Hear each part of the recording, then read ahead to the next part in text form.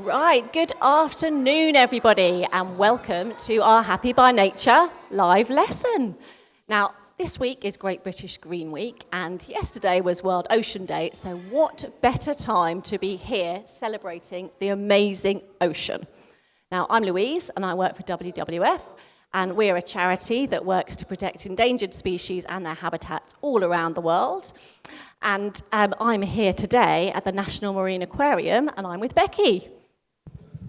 Hello everyone. As Louise said, my name is Becky and I work here at the Ocean Conservation Trust. Now we're a global charity that exists to protect and restore our ocean. We run the National Marine Aquarium here in Plymouth, and today I'm going to be showing you behind the scenes so you can see some of the amazing animals that live here. Thank you. So I'm very excited to be here. And it's a very special live lesson because this is a bit of a first for us because we're going to be underwater. Well, it's not actually me and Becky that will be underwater, but we have another very special guest here today. So we have a TV presenter, author, and a very special guest, Steve Backshall. Hello you all, yes, this is me, Stevie B, up here at the top of the Eddystone Reef, looking down on an astounding assortment of British marine life, including lots and lots of incredible sharks. I want to start off with a few thank yous, first of all to WWF, but also to the National Marine Aquarium, my wonderful friends here, and to all of you who are tuning in from not just all over the nation, but all over the world. So we have, let's just start off with Ashley Hill School from the Isle of Man. Hello you all. St Minver School in Rock, Cornwall. It's very much my own home turf. Thornwell Primary School in South Wales. Diolch yn fawr iawn you all to Loretto Junior School in Scotland and Port Hill Primary School in Aberdeen. St Mary's Primary School, County Derry, Northern Ireland, but it gets even more exotic because we have people tuning in from Pakistan, Spain, Australia, and America. This is truly a global thing. So yes, I'm absolutely going to be underwater, live streaming from there, showing you a whole bunch of stuff that we have here in our British waters. And the way that I'm going to achieve that is with this amazing bit of kit. So I've got this mask, which frankly makes me look like a villain in a sci-fi movie, but it has earpieces here, so I can hear your questions being transmitted to me even when I'm underwater, and a microphone inside, so that even when I'm fully submerged, you are not going to be able to stop me talking. And as well as answering all your questions and being super interactive, I have this camera here, which means that I'm going to be able to get up close and personal with some of the astounding things that we have here at the Eddystone Reef, all of which can be found off the shores here in the UK. You know, we massively underestimate our marine life here, and that's to our detriment because it is the equal of anywhere else on the planet. So I hope to getting you up close with some astounding shark and ray species, and it's going to be really cool. I have lots and lots of things that I want to share with you all, and also really, really keen to interact with all of you, take in all of your questions, and do my very, very best to answer them. So any second now, I'm going to start kitting up. I have a cylinder of compressed air here, which will enable me to be underwater for at least an hour if I need to. So you're not going to be able to shut me up. I'm just going to keep on yapping and yapping about my favorite subject, which is marine creatures. I want to have a massive shout out to everyone at Senin School, particularly to Logan, Kit, and Bo. Hello, you all. Daddy is coming home this evening. I will be a little bit damp and salty. And now, before I get ready and get all my stuff on, I'm going to throw back to you guys, and I will see you underwater very, very soon. Fantastic. Thank you, Steve. So while Steve gets ready, we are here. There's lots of people already joining, so thank you already. And as Steve said, he's actually going to be answering some questions later. And if you've got any more questions, please do add them into the chat as we go along. Now, as well as everyone online, we've actually got quite a lot of people here at the aquarium here visiting us today. Would everyone like to say hello?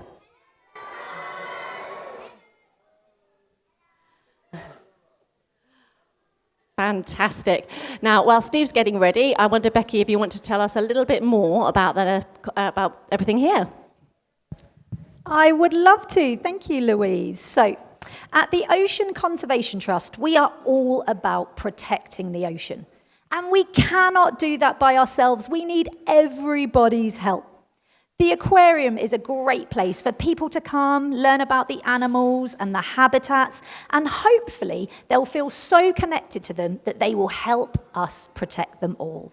Now behind us, we've got our beautiful Eddystone exhibit. And in this tank, you're going to see lots of different species that are local to us here in the southwest. We're lucky enough to see 4 different species of sharks. We've got lots of skates and rays who are kind of like the cousins of sharks. We've got eels, we've got crabs, and a whole load of fish from stone bass to cuckoo wrasse. So lots of different animals for Steve to say hello to. Fantastic. Now, I know, Becky, you know a lot about the ocean, but it is now time. I'm going to test some of your knowledge on the ocean. So we have an amazing quiz for you. So I want you to get ready. Now, each question here has got 3 possible answers. Okay, so if you think that the answer will be answer 1, you're going to use your fingers, hold up 1 finger. If you think the answer is number 2, hold up 2 fingers. And if you think it's number 3, hold up 3 fingers. So everybody here can join in, and everybody online, you can also join in. So the first question, are you ready? Okay. How much of the Earth's surface is covered by the ocean? Now have a think. You can also put your answer on the chat. Do you think it is answer 1, a third, answer 2, a quarter, or answer 3, 2/3? Okay, put your answers in now. What everyone else thinks here. Okay. Well, the answer is 2/3. Okay, so about 70% of the world, of the Earth, is ocean. So that's really why we call it the blue planet. Now, question number 2. Are you ready? Okay. I hope everyone at home is answering these questions. You can put them in the chat. You can hold up your answers. Louise is going to give us question number 2. Right, question 2. How much of the Earth's oxygen is produced by the ocean? Okay, do you think it's answer 1, 20%, answer 2, 50%, or answer 3, 100%? Have a think. What do you think? Okay, the answer is, it is 50%. So half of the ocean, of the world's oxygen that we breathe comes from the ocean. So you might know that trees produce oxygen, but actually there is a huge amount of very tiny microscopic species called phytoplankton, which create oxygen in our ocean. Okay, last question. Question 3. How many known species do you think there are living in the ocean? Do you think it's 240, 2,400, or 240,000? Have a think now. What do you think? Okay, the answer is 240,000 known species.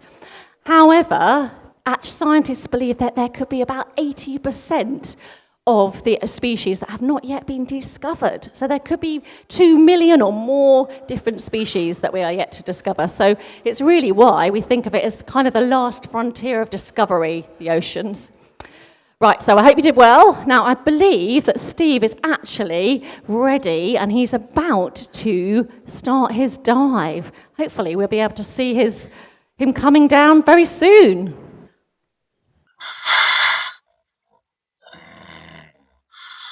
Yeah, hello you guys, how you doing? So I am ready now to hop into the water, and if I get my friends to pass me the camera, and it's time to descend. I'll see you guys down on the bottom. Okay.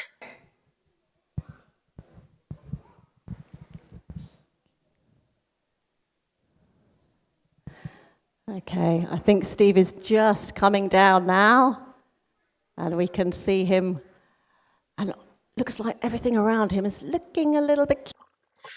12 degrees, which is pretty standard for our British seas, but I obviously need to make sure that I'm keeping myself nice and warm with my wetsuit on, and just letting out this wire here. Hey, great stuff. Okay, so got a little bit of an issue with my wire. How do I release that? Sorry guys, it's going to take me a second to figure this out. Okay, so I think you can come back to us. They're just figuring themselves out, getting into the water. So I can see lots of creatures in here. Becky, do you want to tell us anything else about the tank while we're getting ready? I absolutely can. And poor Steve, he's got a lot to contend with there. He's got his scuba gear, he's got his camera, he's got his comm set. So he's got quite a lot to make sure he can have everything up and running so that he can show us the amazing animals inside that tank. Now, as I said, we've got 4 different species of shark, and you might be thinking that they are baby sharks because they're not super big. If you visited us at the aquarium before, you might have been to our Atlantic Ocean exhibit, where we've got some giant sharks, some of them up to 12 feet long.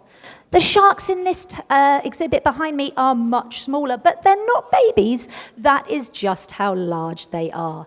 There are local species of smoothhounds, cat sharks, and bullhuss. And if you were to go snorkeling around the southwest, you might be lucky enough to see them.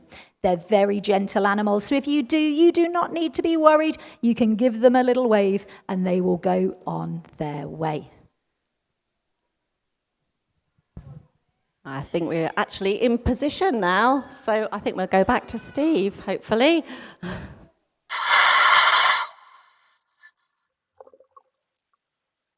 Hello team, hello you guys, how you all doing? So, I'm looking out at a whole bunch of people who are assembled here at the National Marine Aquarium, which is absolutely fantastic. And I'm standing here on the bottom of the Eddystone Reef, surrounded by an assortment of wonderful creatures that we have down here. So we've got a beautiful ray just below me here. Let's see if I can get a shot of that. Just gliding along the bottom. So we have skates, rays, and sharks here in our seas.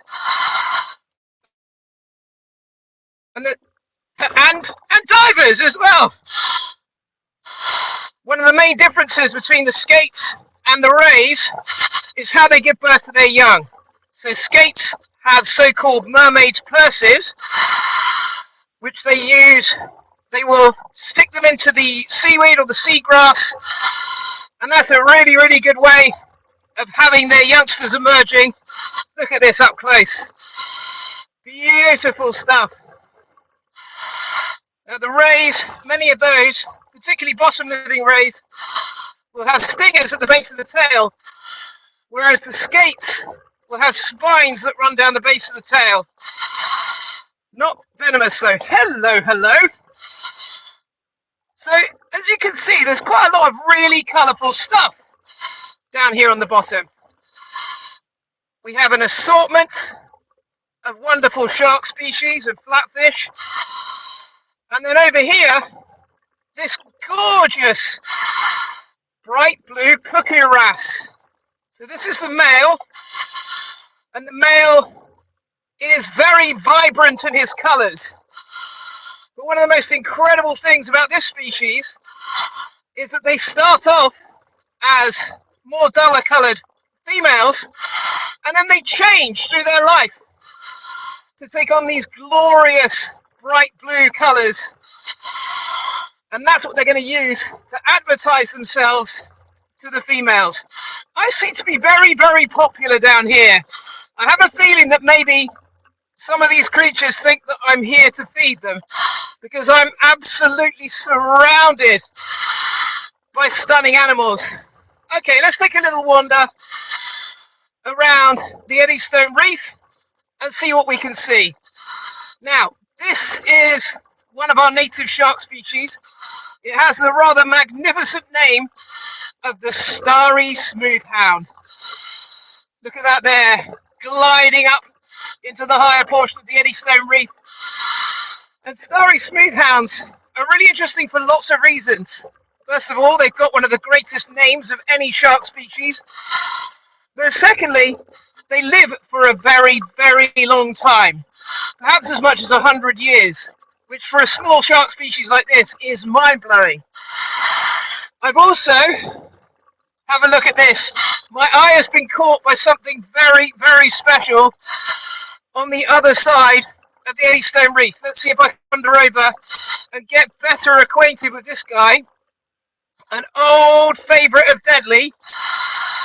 And this is a conger eel. And the conger eel is a really big customer, which can get to be as long as my leg. Sorry, I'm really struggling with this wire. Oh, there we go, that's it. Let's see if we can get a nice close-up shot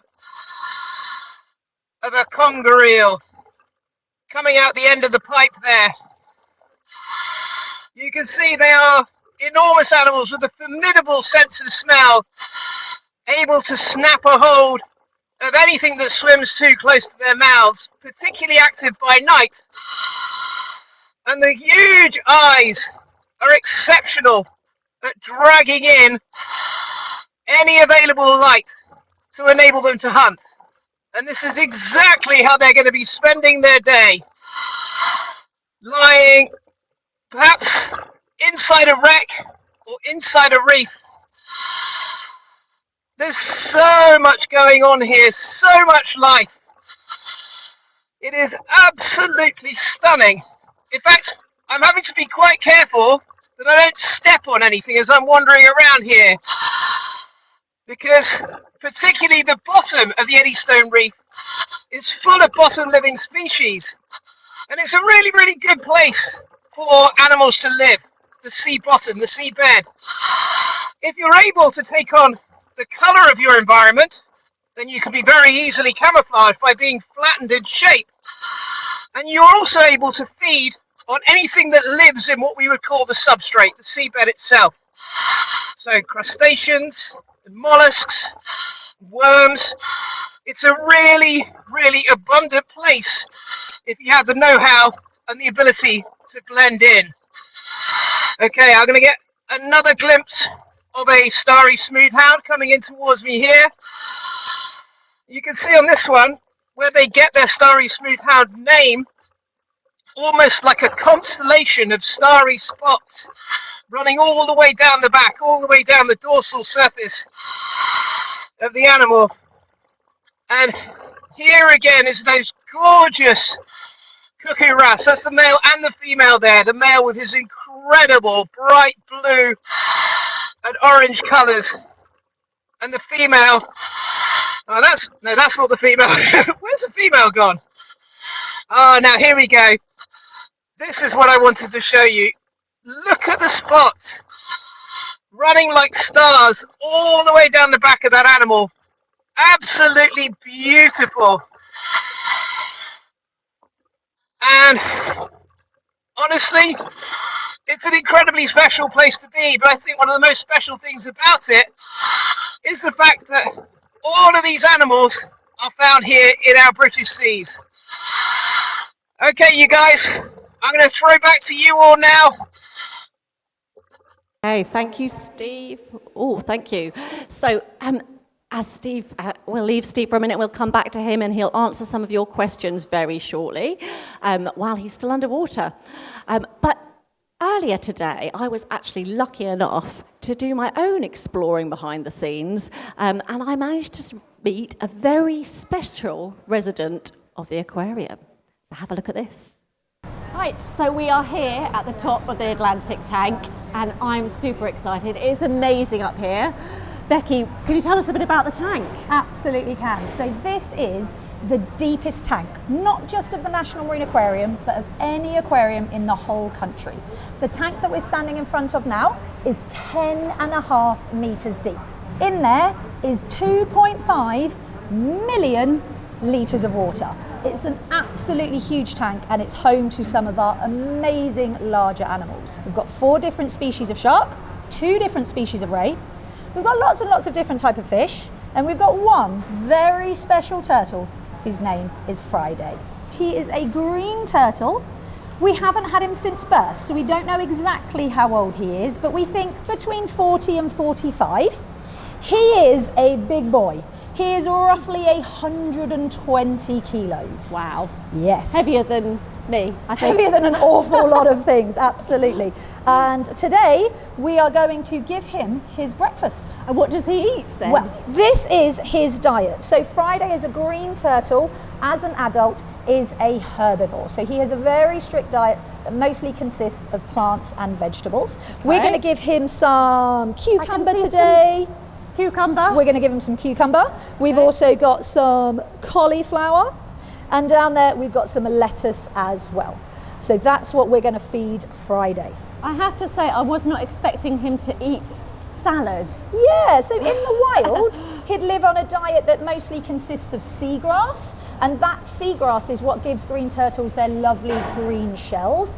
But here, in this controlled environment, we can give him some other things that still provide those amazing nutritional resources that he needs. When we feed our larger animals here at the aquarium, we don't just throw the food in the water, because sometimes they can get a little bit competitive with each other. It makes it hard for us to know who's eating what, and it's quite difficult to stay in control.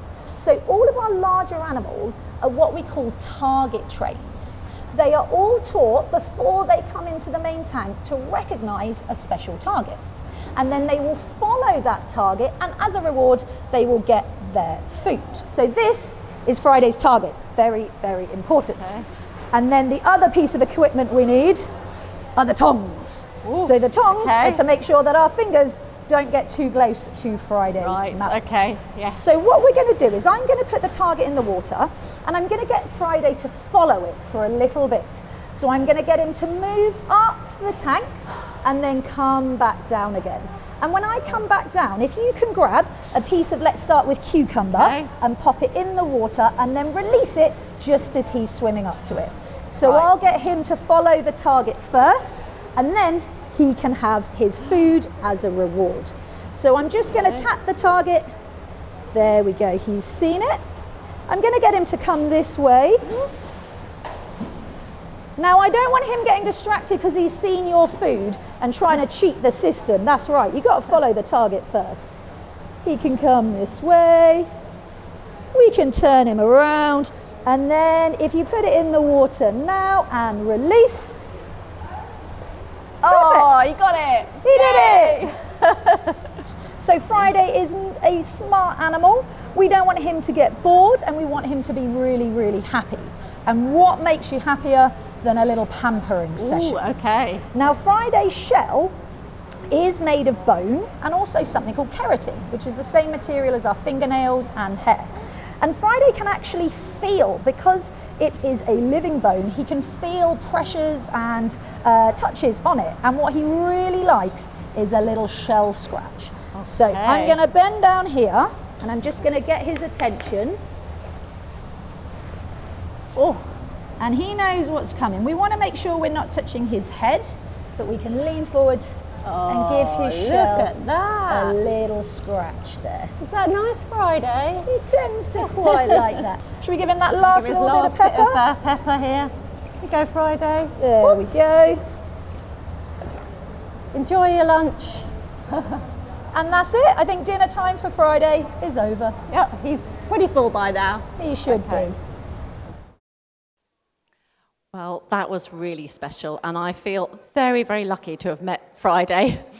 So now we're going to go back to Steve and see what other species he's been meeting.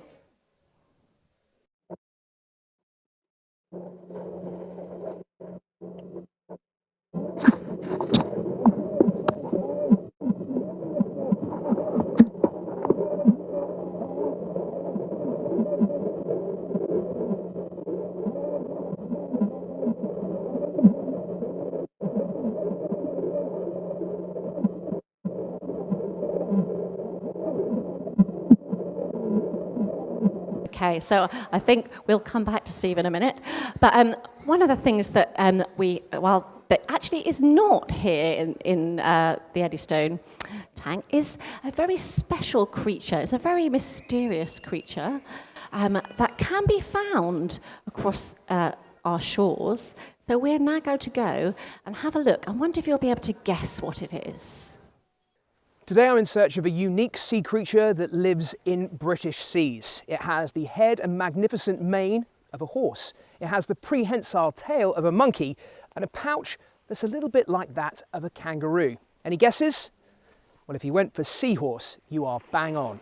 We have two species in this country, the short-snouted and the spiny. And today I am with my good friends from the Seahorse Trust heading out on a seahorse survey. So this is all the kit that I need to go looking for seahorses in a seagrass meadow. First of all, I've got my standard scuba setup. I have a dry suit because the water's quite cool at the moment, so I want to keep myself nice and toasty warm throughout the entire thing.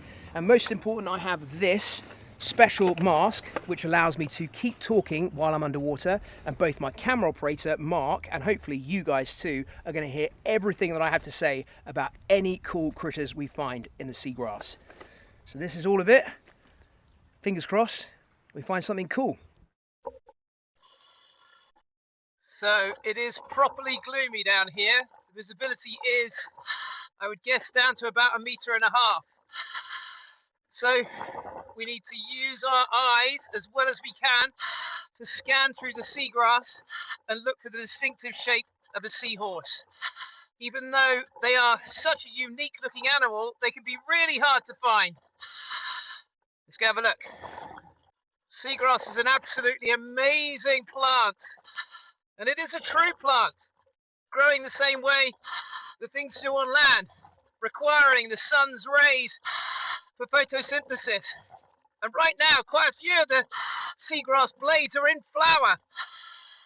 And in amongst all these strands of seagrass, so many amazing animals. Oh, this is beautiful. It looks like my two dive buddies have found something just ahead of us. There it is, the spiny seahorse. This is one of the most unique and unusual species found in British seas, and I'm guessing most people wouldn't even know that we have them. They can be so hard to find. Their camouflage is extraordinary. They're probably one of the slowest moving things in the sea, but that just doesn't matter because they blend in so well to their environment. Predators don't find them, and their prey doesn't see them coming. The seahorse has remarkable eyes. Much like a chameleon, they can move independently. One can be looking forward and the other one looking back until they spot prey. Then they zoom in together, giving them increased depth perception, and they turn into a mini vacuum cleaner to hoover in their prey. Most of the time they're feeding on things like little mysid shrimp and plankton, and because they've got a very simple digestive system, they need to feed almost all the time. The tail is prehensile. Prehensile means it can be used like another limb to grip a hold of things. And this is how they spend most of their time, grabbing onto things like seagrass and then just waiting here. Probably the most interesting thing about seahorses is the way they give birth to little babies, because the male is the one that gets pregnant. It's the only animal where that happens. The female will transfer her eggs to the male. He keeps them in a brood pouch, taking care of them while they grow, until eventually he pops each one out. A perfect miniature miracle seahorse. That can be anything from 5 to 2,500 in some species. What an absolute beauty, and just one of the miracles living here in the seagrass. Seahorse survey, a success. Yes!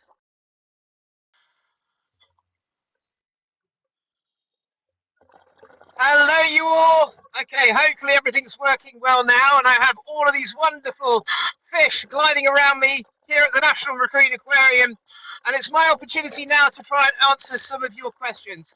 I have things coming in from all over the world, and I'm starting off with this one from Jude in Birmingham, Elmtree Community Primary, from Moat Hall Primary Forest Academy, Silver Hall Primary, Seb from Devon and Hugo from Leicester, they all want to know if I have had a near-death experience underwater as this gorgeous cat shark glides in front of me. Look at that, isn't that beautiful? Well, do you know what? It's been far, far fewer than you would imagine. I've been lucky enough to swim alongside great white sharks and bulls and tigers and thresher sharks, and very, very rarely felt at any risk whatsoever. I think that being underwater is one of the most tranquil things you can ever do. It's a really amazing thing. And I'd love all the youngsters out there to know that you could do your first test dives when you're about 8 years old, your first diving license at 12 years of age. This is something that is available to all of you guys out there. And I would love to know that we have lots and lots of people who are going to want to learn as much as they can about our oceans, because then you're going to be the ones who are going to want to protect them too. So I have here from Buckfastleigh Primary, from Glebe Primary, Lonsdale Primary, Lamac Primary, and Millie from Bishopston. Hello, Millie. What age did you start exploring the ocean and discover your love of the ocean? Well, I can remember very clearly the first time I saw a shark. I was about 8 years of age, and I was on holiday with my folks.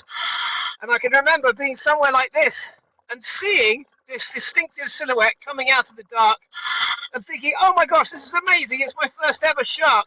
And then realizing that it wasn't going anywhere. If anything, it was going around and around and around me in ever decreasing circles. And so I panicked. I climbed up onto a rock. I sat there for about 2 hours until I got horrific sunburn and finally got back into the water and swam for shore. And then I realised that it was only a black-tip reef shark, and not only that, but it was a baby. It was teeny tiny. Unlike this rather wonderful fish. Check out this. This is a stone bass, sometimes known as a wreck fish, because they hang out in wrecks. It's their favourite place to live and to hide, and they can be absolutely enormous. The biggest of the stone bass, well, it would be longer than I am tall, more than 2 meters in length, and can weigh 100 kilos, so significantly more than I can. Oh, and look at that glorious blonde rail skate just gliding up the wall of the aquarium, so you guys can probably see the mouth on the underside and the gills as well, which are its way of breathing. Right, let's see what else we've got in terms of questions. There are questions coming in from all over the place. Lots and lots of curious people out there. Oh, this is a good one. So this is from Dunsford Community Academy. And they ask, what conservation success story in our marine habitat gives you the most hope for the future? So I would say the thing that really hits home for me are marine protected areas. When you have a habitat which is completely protected from any sort of fishing activity at all, you'd be astounded at how fast it can bounce back. And one of the best I've seen of those is Monterey Bay in California in America. So Monterey Bay was once an area that had been critically overfished, and then over time it started to recover. One of the most amazing things as this wonderful small-spotted cat shark glides past me, one of the most wonderful things was that the sea otters came back, and they came back of their own accord. And as they did, they started to feed on the abalone, which had been feeding on the kelp. And so the kelp forest returned, and all of a sudden this incredible thriving habitat bounced back. Nature, given an opportunity, is so resilient, and it will absolutely start to flourish again if it's given an opportunity. Right, what else have we got? We have, how many different species of animals live in the ocean? That's come in from Sackham Primary, from Latham Primary in Australia. Hello, you all, that's amazing. St Andrew's School in Norwich, Alfred Sutton, and Western Road Community Primary. So,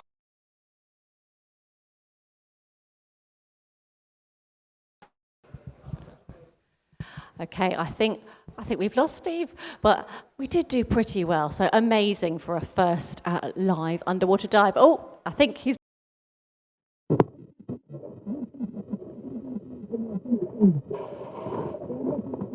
Oh, maybe not. We tried, but we did get lots of questions there. So I hope you've really, really enjoyed coming today and joining us. It's been lovely to see so many people, so thank you.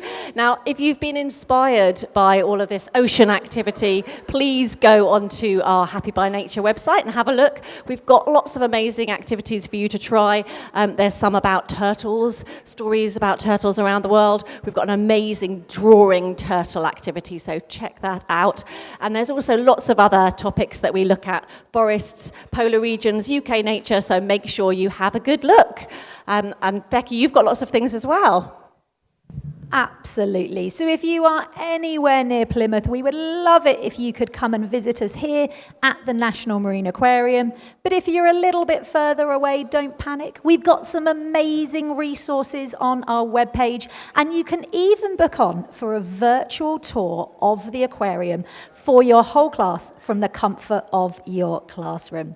All of the information is on our website, and we hope that we get to see you soon.